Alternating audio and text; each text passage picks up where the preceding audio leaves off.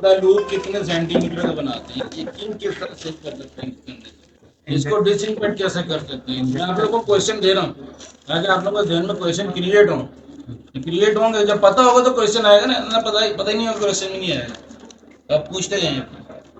ये वाला जो स्नेयर है हमने यूज किया है, ठीक है, ये होता है ना, ये चैनल में ब्लीड वगैरह आ रही है तो ये ब्लॉक होता है, या ब्लॉक नहीं होता है, इसमें पानी वगैरह या कोई भी आ जाता है तो निकालेंगे ये।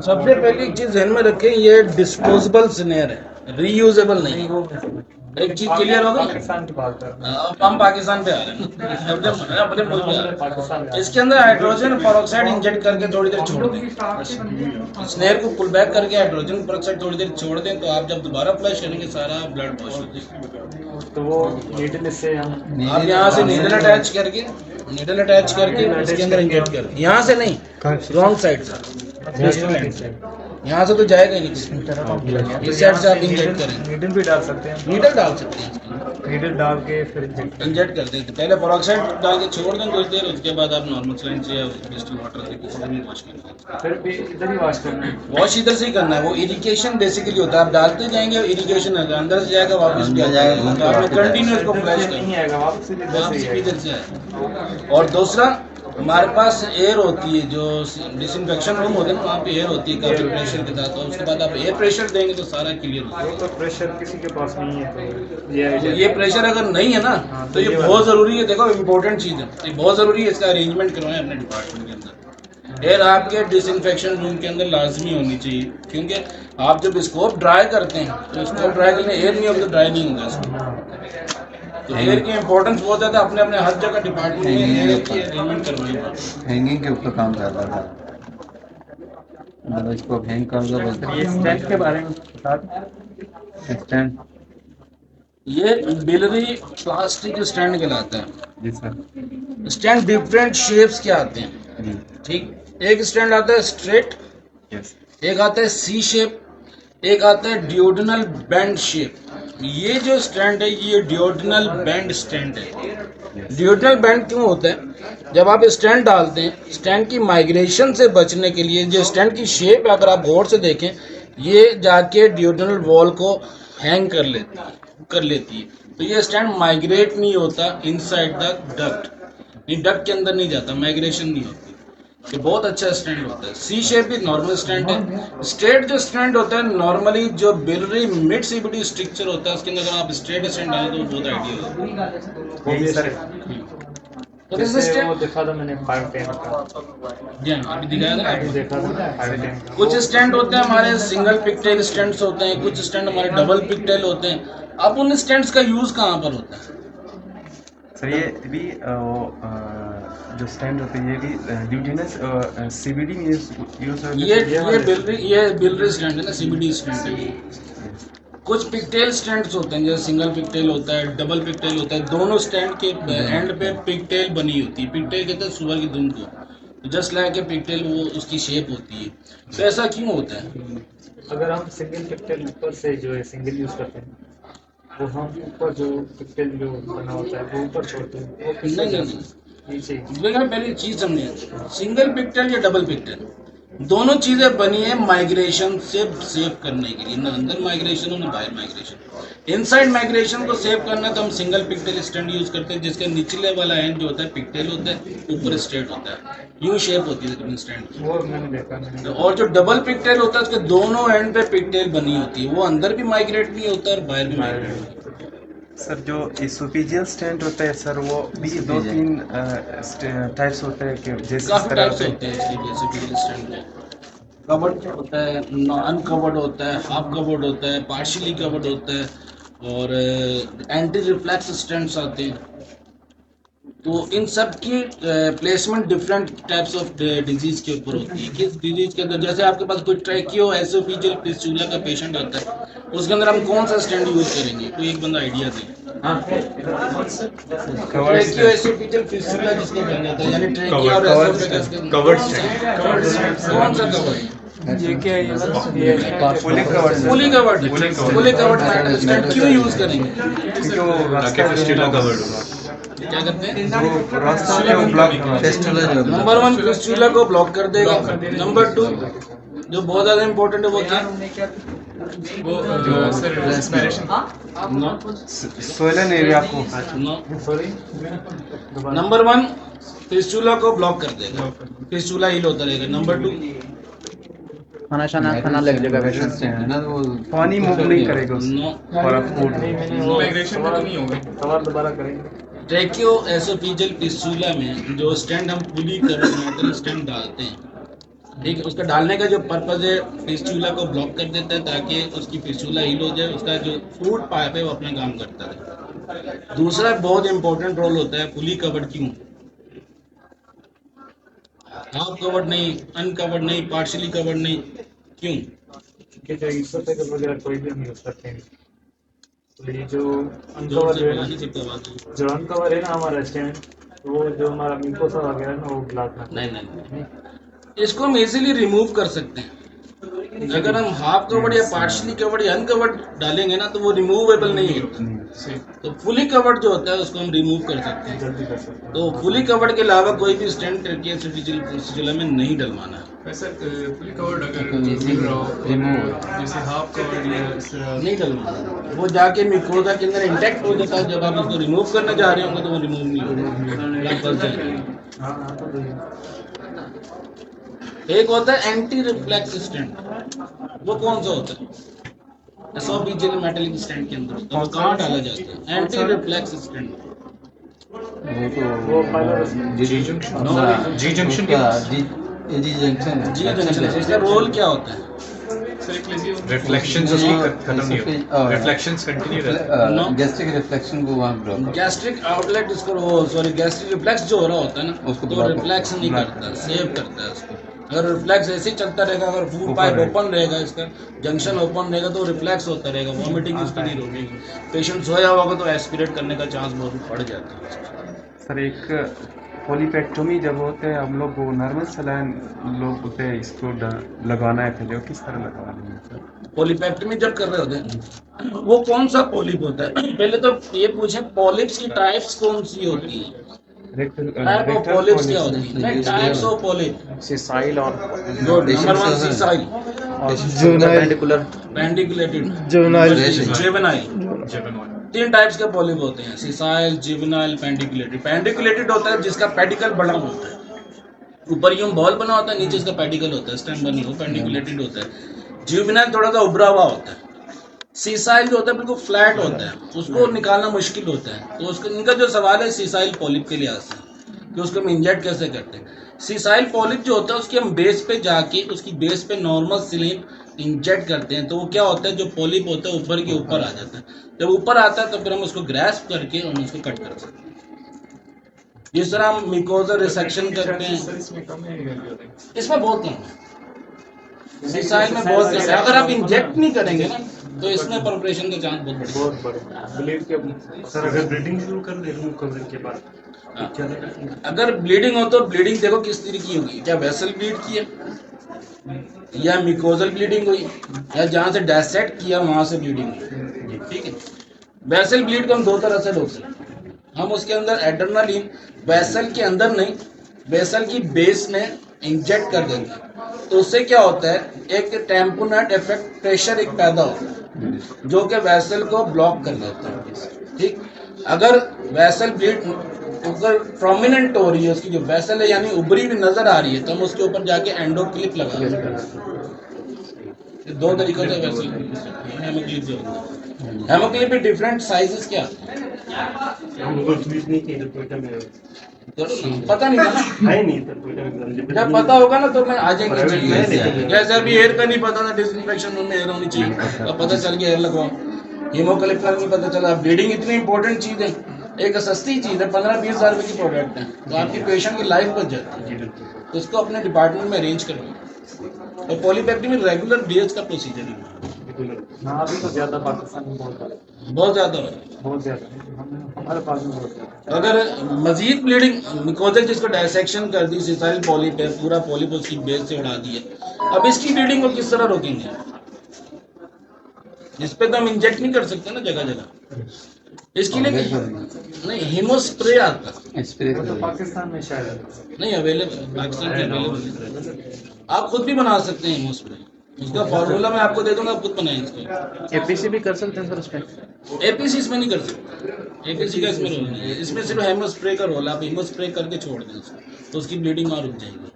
हीमोस्प्रे बेसिकली स्टार्च का बना हुआ होता है, स्टार्च, और उसमें पोटैटो का पाउडर डलता है। आप खुद बना सकते हैं वो CO2 के साथ मिक्स करके फिर इसको हीमोस्प्रे किया जाता है। अगर आप CO2 नहीं डालेंगे तो हीमोस्प्रे जब करने जा रहे होंगे तो चैनल के भीतर ब्लॉक हो जाएगा, चैनल के अंदर ब्लॉक हो जाएगा हीमोस्प्रे, इतना पाउडर है। तो आप लगे सारे लेके जाए। तो और कुछ पूछें? सर ये एक पूछना था, ये जो सवाल आ रहा है पूछते जाएंगे। सर ये अल्ट्राटॉम है इसके, ये तो वो है ना, नहीं करना, हमारे पास अवेलेबल है, क्यों कर रहे हैं? ये अल्ट्रा सर वसीम भाई, ये अल्ट्राटॉम है ना, इसके 2 चैनल हैं, ये गाइड वायर वाला चैनल और इंजेक्टर वाला चैनल, दोनों वॉश कर लेते हैं। लेकिन इसके जहाँ पे कटिंग वायर है ना, कटिंग वायर वाले चैनल में भी बाइल वगैरह आ जाती है, ब्लड वगैरह आ जाता है, तो वो कैसे वॉश करेंगे? मेथड पूछें। समझाया था ना, तो अभी समझाया था कि आखिर वाला जो क्वेश्चन है, जो लास्ट वाला करता हूँ, बाकी नहीं पता चल जाएगा।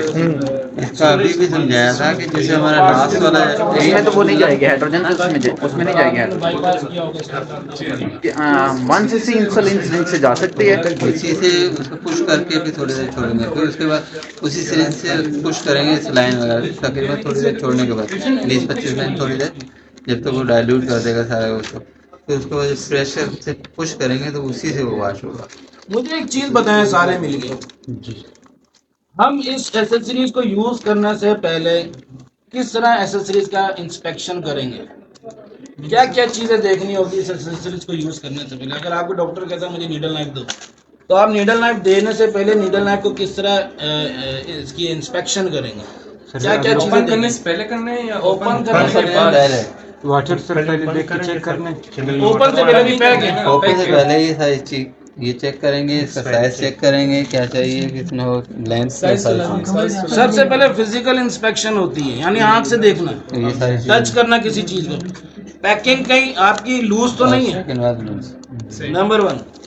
चीज आपकी फिजिकली डैमेज तो नहीं है, नंबर 2। फील करके देखे कहीं से किंक तो नहीं है, नंबर 3। फिर आप इसकी कैटलॉग पे आ जाएं कि आपकी जो रिक्वायरमेंट है डॉक्टर की, कि आपकी वही प्रोडक्ट यूज कर रहे हैं, यानी आपका 5.5 फ्रेंच का ही नीडल है इसका जो डायमीटर एग्जैक्ट वही है जो डॉक्टर को यूज करना है। आपने जो एंडोस्कोप दिया था अगर वो 2.8 mm से कम है और आप प्रोडक्ट दे रहे हो 10 फ्रेंच की, तो उसमें तो जाएगा ही नहीं। तो physical inspection according to the scope, according to the procedure, according to the doctor, आपको ये इंस्पेक्शन करना बहुत जरूरी है।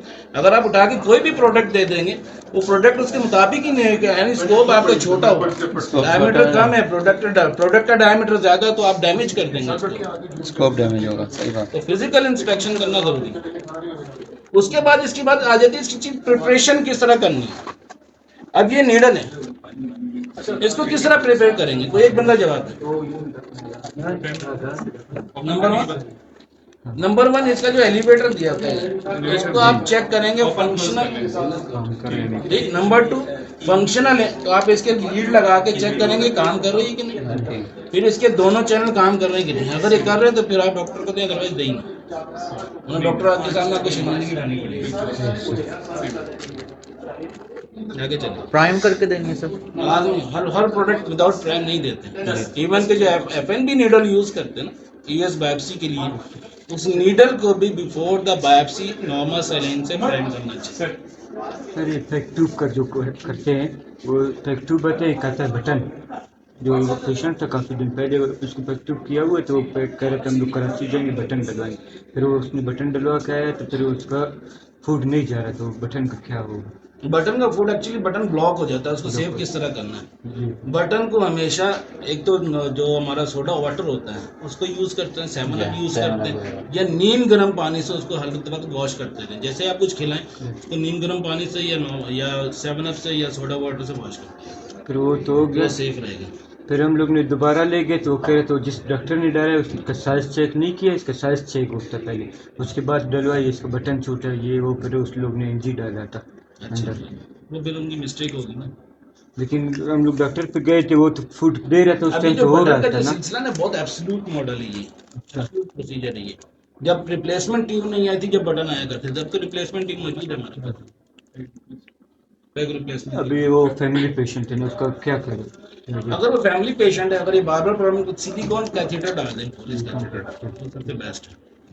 सर ड्यूडेनल स्टेंट जो ड्यूडेनल ग्रोथ है और ड्यूडेनल स्टेंट कौन सी स्कोप से डालना चाहिए? उसका चैनल स्कोप का देखना चाहिए और ड्यूडेनल जो स्टेंट है उसका डायमीटर देखना चाहिए फिर डालना चाहिए। ड्यूडेनल स्टेंट का देखो डायमीटर क्या होता है सर 4.2 ड्यूडेनल स्टेंट का। आपके क्वेश्चन में गलती है, ग्रोथ वाले जो पेशेंट्स होते हैं। आप पूछना जो चाह रहे हो वो सवाल हो रहे हैं, जवाब ड्यूडेनल, हाँ गुड एक्सीलेंट। ड्यूडेनल स्टेंट जब कवर्ड होता है ना शीथ के अंदर, तो वो टैंक फ्रेंच होता है। जी जी। जब वो एक्सपेंड हो जाता है तो वो 25 मिलीमीटर तक एक्सपेंड हो जाता है, 2.5 सेंटीमीटर तक। इसीलिए इसको सेल्फ एक्सपेंडेबल मेटालिक स्टेंट कहते हैं, सेंस शॉर्टकट। और एक चीज आप लोगों ने पूछी नहीं, स्टेंट तो डाल दिए आपने इतने सारे, स्टेंट की मेजरमेंट किस तरह की जाती है, क्वेश्चन है ना ये। किस तरह करेंगे कि हमारी जो ग्रोथ है, हमें किस साइज का स्टेंट चाहिए? सर साइज चेक करेंगे ना, ग्रोथ साइज नोट करेंगे ग्रोथ कैसे करेंगे ना, ये बलून से एग्जामिन करेंगे ना आप, बलून से चेक करेंगे सर, एंडोस्कोपी, नॉर्मल एंडोस्कोपी करेंगे, देख लेंगे। उसके बाद उसका साइज चेक करेंगे कितने साइज पे, स्कोप से मेजरमेंट करेंगे, कितना कितना स्टैंड ऊपर और नीचे जोड़ा जाता है। Sir 2 centimetre, 2 centimetre 2 centimetre. Sir एक पेशेंट का अगर स्कोप आगे और नहीं छोड़ रहे, सॉरी, आप अगर ग्रोथ से आगे स्कोप आगे स्कोप नहीं नहीं छोड़ जा रहे ना, तो फिर हम उसको कैसे मेजरमेंट नीचे से यानी स्कोप आगे नहीं जा रहा, ग्रोथ से आगे नहीं जा रहा। फिर आगे हम लोग कैसे? तो हमारे पास एक कैनुला वायर होता है, कैनुला होता है 5.5 फ्रेंच का कैथेटर होता है, और 3.5 की गाइड वायर लें, आप अंडर फ्लोर उस कैनुले के जरिए उस वायर को क्रॉस करें ग्रोथ को। जब क्रॉस कर लेंगे तो फिर उसको हल्का सा डायलेट करें, बहुत ज्यादा डायलेट नहीं, इतना डायलेट करना है कि आपका जो स्टेंट की जो शीट है ना, या जब कवर था यानी 10 फ्रेंच है, वो उसमें तक क्रॉस हो जाए। अगर आप ज्यादा डायलेट कर देंगे तो एक तो ब्लीड करेगा वो, दूसरा फिर स्टैंड भी नहीं रुकेगा। तो मिनिमम डायलेट करके आप उसके अंदर स्टैंड डाल सकते हैं। और वैसे भी जैसे भी जो ग्रोथ होती है वैसे इतनी फ्रेजाइल होती है, आप ना भी डायलेट करें तो आप स्टैंड डाल सकते हैं, लेकिन वो डलेगा अंडर फ्लोरोस्कोपिक फ्लोरोस्कोप के अंदर ना, फ्लोरो नहीं है भगवान नहीं डालते वहाँ तो डल नहीं सकता। सर एक पेशेंट होते हैं, मतलब उसकी जो इसोफेगस स्टार्ट होते हैं, ब्लीडिंग पेशेंट का जो कम होता है, वो डायरेक्ट 1-2 दिन में खुद बनते हैं, ब्लॉकेज जाते हैं शुरू। किसने? जिस पेशेंट ने ना वो प्रोसीजर का नाम भूल गई सर, एक इसोफेगस एरिया पे बिल्कुल ब्लॉकेज आता है, पानी भी नहीं पी सकते जी, उसको फिर कैसे एक बलून से खोलना है? उसको देखो जो बिल्कुल ही जिसमें तो गाइड वायर भी नहीं जा रही, अब उसकी बात कर रहे हैं ना, बिल्कुल जी, बंद है जी, उसका 2 तरीके हैं खोलने के। या तो आप ऊपर से नीडल नाइफ से उसको पंक्चर कर दें, या उसको पैक डालें पहले, पैक के थ्रू पीडियाट्रिक स्कोप लेके जाएं, लोअर एसोफेगस यानी रिट्रोवर्ड जी, होता है एंटीग्रेड, होता है रिट्रोग्रेड, रिट्रो। हम रिट्रोग्रेड लेके जाएंगे, यहाँ से स्कोप रखेंगे, एक स्कोप डालेंगे ऊपर, तो दोनों स्कोप जहाँ पे जंक्शन नजर आ रहा होगा, दोनों स्कोप की लाइट नजर आ रही होगी, और वहां से नीडल नाइफ से उसको पंक्चर करके वायर डाल देंगे, ऊपर से डाल दें वायर, वो ज्यादा अच्छा सीधी स्टमक में चली जाएगी, तो विजिबल डायलिटेशन हो जाएगी। सर ये तो सही है, लेकिन पैक कैसे डालेंगे सर, क्योंकि ऊपर से भी जब इसको आपने एक दफा डाल दिया ना, तो आप इसको डायलेट कर सकते हैं, डायलेट करने के बाद फिर डाल सकते हैं। वो क्या है कि आप कह रहे हैं कि पैक पहले पैक डालो, पैक तो सर सर्जिकल गेस्ट्रोस्टमी होती है, वो surgical procedure dilate sir CRA balloon से करना है या सेवरी डायलेटर से करना है? किसको? सेवरी यूज कर सकते हैं। ब्लीडिंग तो नहीं होगी? थोड़ी बहुत तो होगी, ब्लीडिंग ना हो तो डायलिटेशन नहीं होती ना, bleeding is the symptom of dilatation. Dilatation हो गई, कंफर्मेशन तो यही है कि ब्लीड करेगा ना, ब्लीड नहीं किया तो डायलिटेशन हुआ ही नहीं है। तो जो वो पहला प्रोसीजर किया है डायलिटेशन वाला, वो कंप्लीट हो गया? कौन सा? डायलिटेशन जो की थी पहली में, जो भी स्क्रीन पे दिखाया था उसकी मैं बात कर रहा ना कोई किया हाँ, ना उसको बैलून डायलेट किया, बैलून से डायलेटेशन किया, हूँ। मुकम्मल हो गया सर। तो वो तो हो गया। अब इसके स्टेप वाइज बढ़ाते रहेंगे, अगर हम इसको अभी से स्टेप बढ़ा देंगे ना फुल, तो ये परफोरेशन हो जाएगी। क्रोसिव इंजरी है ना सर ये कहते क्रोसिव इंजरी में इतना ज्यादा डायलेट फौरन नहीं सिंपल डायलिटेशन से नहीं होगी कि ब्लून के बगैर देखिए बैलून कहाँ कब यूज करती है, ये सवाल होना चाहिए ना, ऐसे ही है ना पूछना चाह रहे हैं। शॉर्ट स्ट्रक्चर में बैलून यूज करें, लॉन्ग स्ट्रक्चर में सेवरी यूज करें, सिंपल सा आंसर है। तो इसका शॉर्ट स्ट्रक्चर था, जैसे रिंग स्ट्रैप बना हुआ था, जैसे हमारे कौन सा रिंग होता है यार, शाशलिक रिंग होता है, तो रिंग टाइप जो बना होता है, तो उसमें हम पहले डाई दे के कंफर्म करेंगे कि रिंग वो स्ट्रक्चर कितनी लेंथ है उसकी सर? डायलेट नहीं, डाई डाई दे। कब देंगे? अगर आपकी वायर नीचे नहीं गई जी, तब डाई देंगे, अदरवाइज डाई की जरूरत नहीं है। अगर आपकी वायर चली गई है वायर चलेगी, लूप बना और लिया आपको फिर। रिंग नजर आ रहा है, रिंग उसी का नजर आता है जिसमें ल्यूमन होगा, जी, अदरवाइज पूरा बंद होगा तो रिंग तो नहीं उसको कहते हैं, तो रिंग तो नजर आएगा, उसी का हम रिंग देंगे, फिर हम उसको बैलून से डायलेट करते हैं। जैसे सर वो बलून वाला तो डायलिटेशन पुअर पेशेंट है, वो कास्टली है, तो इसके बगैर नहीं हो सकता शादी इसको डायलिटेशन? रिपीट डायलिटेशन करनी पड़ती है, हाँ जी। मतलब इतनी जल्दी रिकवर नहीं होता। इवन के जो क्रोसिव इंजरी के पेशेंट होते हैं वो तो 4-4, 5-5 साल तक डायलिटेशन करनी पड़ती है। क्रोसिव पता है आप लोगों को क्या होता है? पता है? जो तेजाब पी के आते हैं ना लोग, जिनके स्ट्रक्चर बन जाते हैं एसोफेगस में, स्टमक में, इस पेशेंट में क्या दिया था? एक्सीडेंट लिया था ना, तेजाब एक्सीडेंट एक लिखा हुआ है। तो इसमें सर एंडोस्कोपी कितने उस टाइम में करनी चाहिए? At least 3 month, after 3 month. उसी टाइम जैसे उस टाइम के लिए आधा घंटा या 1 नहीं घंटा? नहीं, वो फ्रेजाइल होता है ना, अच्छा, उस time नहीं करना चाहिए। रकम बना दिया फिर। एटलीस्ट जब तक वो स्ट्रक्चर डेवलप ना करे आप उसको खोल नहीं सकते। जब तक वो फ्रेजाइल है आप उसको करेंगे फाड़ते ही रहेंगे, तो फायदा नहीं होता। तो एटलीस्ट 3 मंथ क्लोजिंग इंजरी के 3 मंथ के बाद उसको डायलेट करें। ये पेशेंट भी 10 साल पहले की हिस्ट्री है इसकी, उसके बाद आगे अभी इसने जैसे ये डेवलप किया ना, लॉन्ग टर्म लगता है ना, लॉन्ग टर्म इतनी जल्दी स्ट्रक्चर बनता स्ट्रक्चर नहीं। बना नहीं है, और उसी वक्त करने का फायदा नहीं, स्ट्रक्चर बनेगा तो हम आगे जाएंगे डायलिटेशन की। जब तक आपका एक सवाल और होना चाहिए था, हम फिर 3 महीने क्या करें, ये आपने नहीं पूछी। 3 महीने वो खाएगा क्या, कैसे खाएगा, कैसे पिएगा? फीडिंग जिम्नास्टिक के बाद में सर?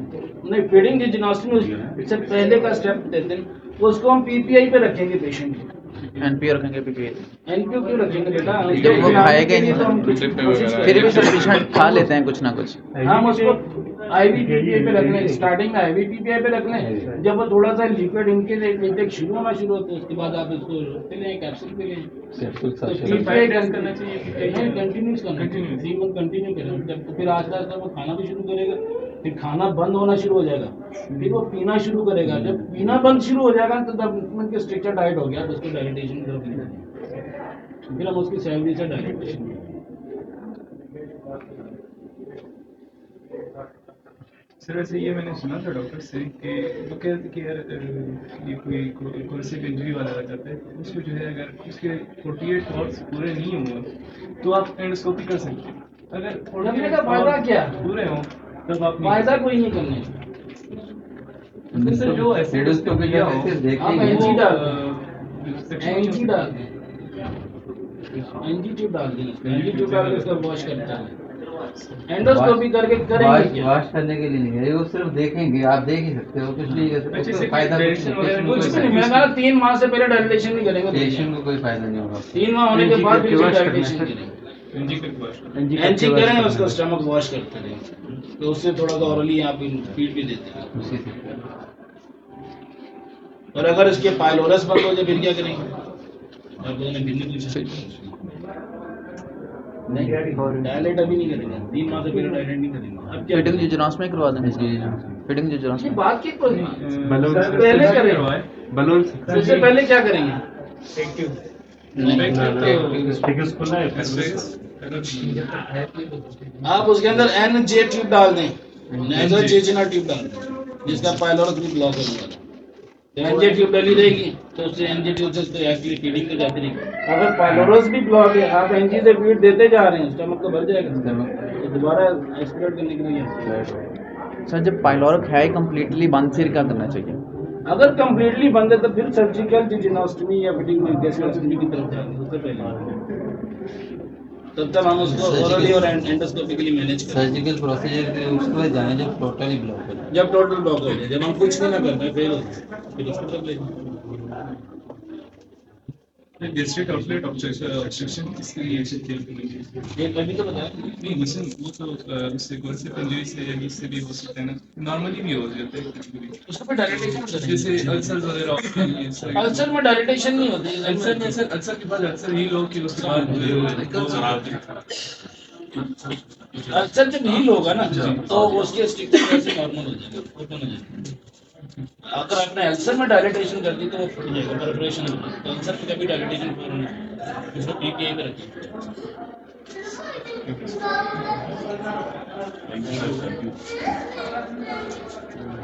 आगे चलिए, बहुत सारे क्वेश्चन है मेरे पास। सर एक ग्रोथ किसान लोगों के पास एक ग्रोथ इस केस में लोगों ने स्टैंड डाला, उसका स्टैंड कवर्ड स्टैंड डाल दिया हमने, तो परफोरेशन ही हो जाती है। हाफ कवर्ड की जो कवर्ड एरिया ना, हाफ कवर्ड तो आप कुछ तो कवर्ड है ना, तो उस कवर्ड एरिया को जो आपकी परफोरेशन हुई ना उसके बीच में डाल दिया होगा ताकि वो एरिया कवर हो जाए, तो उसके अंदर वो 2 हफ्ते 1 हफ्ते में हील हो जाता है, हील कर जाता है। तो बाद में स्टैंड निकालना नहीं निकालना। सर इसमें तो क्या नाम है स्ट्रक्चर वाली परफोरेशन कॉमन है नॉर्मल दिन में टाइट स्ट्रक्चर हो जाते हैं, बिल्कुल बंद, नॉर्मल कॉम्प्लिकेशन। सर फर्स्ट उसमें कितना करना चाहिए, कितने एमएम तक डायरेक्ट करना चाहिए? जैसे टाइट स्ट्रक्चर हो, लॉन्ग स्ट्रक्चर हो टाइट, तो इसको कितने एमएम तक सर फर्स्ट उसमें डायरेक्ट करना चाहिए, उसके बाद फिर कितने एमएम बनाना चाहिए? अगर आपने सेवरी डायलेटर और सेवरी गाइड बाई, और अगर आपने 3 पाइप की गाइड बाई, ये दोनों चीजें ध्यान में रखिए सेपरेट। अब हम चलते हैं पहले फ्लेक्सिबल वायर, 3 पाइप की वायर, 3 पाइप की वायर डाली भी आपने, स्ट्रक्चर इतना टाइट था कि आपको 3 पाइप की वायर डालनी पड़ी, नंबर 1। अब सामने आया कि स्ट्रक्चर बहुत टाइट है, हमारे हाथ की रेजिस्टेंस होती है, आपने 5 mm का डायलेक्टर जब यूज किया तो उसका स्मूथनेस देखिए कितना स्मूथ हो गया, नंबर 1। जब वापिस आया तो उसके साथ क्या ब्लड लगा हुआ आया, नंबर 2। जब आपने डायलेट कर रहे थे तो कितना प्रेशर आपने दिया था। ये 3 चीजें ध्यान में रखेंगे, इन तीनों चीजों को कैलकुलेट करते रहेंगे कि अगर रेजिस्टेंस बढ़ती जा रही है तो आप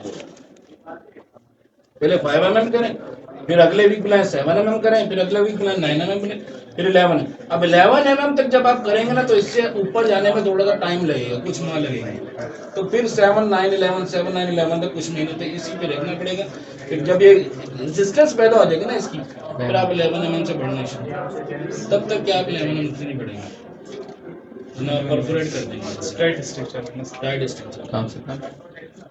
कम से कम 5 से शुरू करेंगे, नहीं उसमें कितना 11 से फिर उसकी इंटेक देखेंगे कैसा हो रहा है, इंटेक अच्छी ले रहा है। 11 अगर उसका स्मूथ चला है जैसे 11 शुरू हो जाए। अब जब नेक्स्ट डायलेटर देखेंगे आपको रेजिस्टेंस कितनी मिल रही है, 13 mm, हाँ 12.8 13 कितनी रेजिस्टेंस मिल रही है, कितना ब्लड आ रहा है, तो आप कैलकुलेशन करेंगे, आपको खुद अंदाजा हो जाएगा। तो मुझे इससे ज्यादा नहीं जाना चाहिए, पड़ जाएगा। पोस्ट प्रोसीजर भी सॉल्व करनी चाहिए, बिल्कुल करनी चाहिए। पोस्ट प्रोसीजर अगर नहीं करेंगे तो आपको कॉम्प्लिकेशन का पता ही नहीं चलेगा कि उसमें कहीं परफोरेशन हुई है कि नहीं। फिजिकली परफोरेशन किस तरह पता चलती है कि हम देख के बता सकते हैं कि परफोरेशन हो चुकी है इसमें। पेट कम हो जाएगा, पूरी एडिमा हो जाएगा बॉडी के अंदर। अगर माइनर परफोरेशन होगी तो आपको फौरन पता नहीं चलेगी, मेजर होगी तो आप देख के बता। माइनर को किस तरह आपने डायग्नोस करना है, जब आप दोबारा एंडोस्कोप डालेंगे तो कंट्रास्ट डालें उसके एसोफेगस के अंदर। जब आप कंट्रास्ट डालेंगे अगर पूरी स्मूथ लाइन आ रही है उसका इमेज, तो that's mean there is no perforation. Sir ये कंट्रास्ट भी हो सकता है और नेक्स्ट अगर आप एंडोस्कोपी कर लें एंडोस्कोपी के बाद फौरन एक्सरे करवाएं उसमें भी इससे तो बाद में कराएंगे ना, हम अभी देख लेते हैं। एयर जो सर हम चेक करते हैं एयर यानी एयर को एयर का जब आप कैलकुलेट करेंगे आपको एयर फील हो जाएगी, एडिमा हो जाएगा। दैट्स मीन बिल्कुल माइनर वो जो माइनर हो गया इसका माइनर इतनी जल्दी नजर नहीं आता, तो आपको कंट्रास्ट डालने से नजर आएगा। जब आप कंट्रास्ट वैसे डालेंगे डालेंगे जब ऊपर जहाँ पे स्टिचर है ना, स्टिचर के ऊपर रख के वहां से आप जब कंट्रास्ट देंगे, अगर वो पिस्टुला बना होगा तो साइड में चला जाएगा, अगर नहीं बना परफोरेशन नहीं हुई तो स्ट्रेट कंट्रास्ट चला जाएगा। That mean there is no perforation.